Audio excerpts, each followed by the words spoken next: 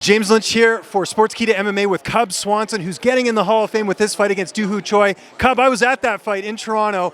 Amazing performance. Was this unexpected? How was your reaction to getting this honor? I was completely shocked. I thought I would have got a heads up. I literally was at home. I turned the TV off. I wanted to watch the fights, but I was like, man, I need to go upstairs and gather my thoughts because I was with the kids all day. And my wife was at the event, so I was on dad duty. And then she started texting me that my fight was getting put on, and I was like, this is crazy. I didn't expect it. So it's such a huge honor.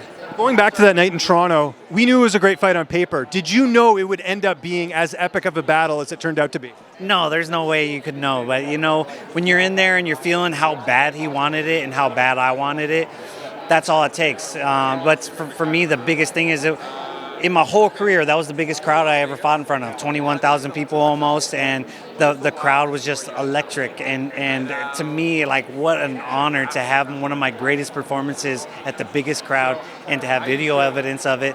And I could look back at it any time and go, hey, I can show my kids, look at this. Have you been nudging the UFC to get a card back in Toronto? We haven't had one in quite some time. I'm trying to remember the last card they had, but I assume you'd want to fight there one more time before it's all said and done.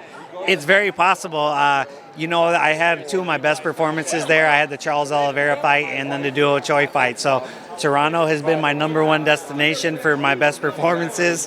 If I got booked there, I think I'd have to be the favorite this time for once. Khabib Nurmagomedov is also going into the Hall of Fame. Just as a fellow fighter and an MMA fan, what memory stands out to you the most in his career?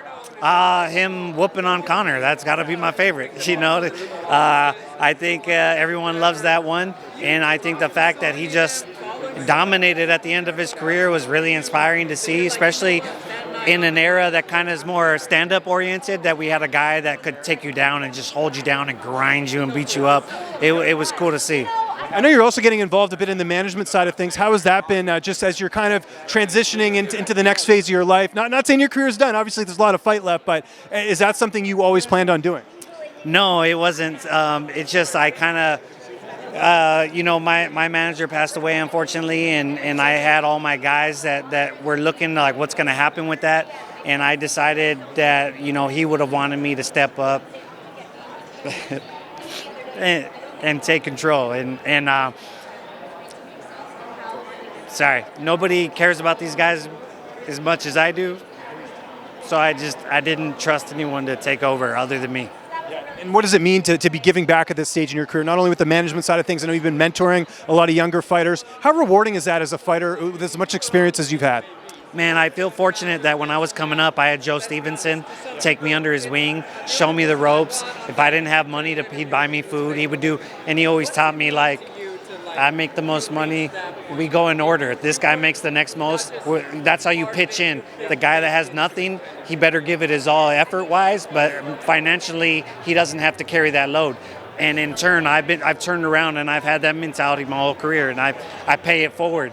And all the guys behind me do the same thing. So I was fortunate enough to come up behind some really good people, and I really I thank him. I thank all the people that taught me how to be that way, and I just think it's the right thing to do. You got to help the next generation be great. How did Joe ever do the Scarecrow Challenge on The Ultimate Fighter 2? You know what I'm talking about, where you have to climb on the guy? Do you remember that? How did he do that? I have no idea, but I'll tell you that Joe is one of the most determined, crazy dudes I ever met. And so when he did it, I still can't believe that he did it, but if anyone could do it, it's Joe Daddy.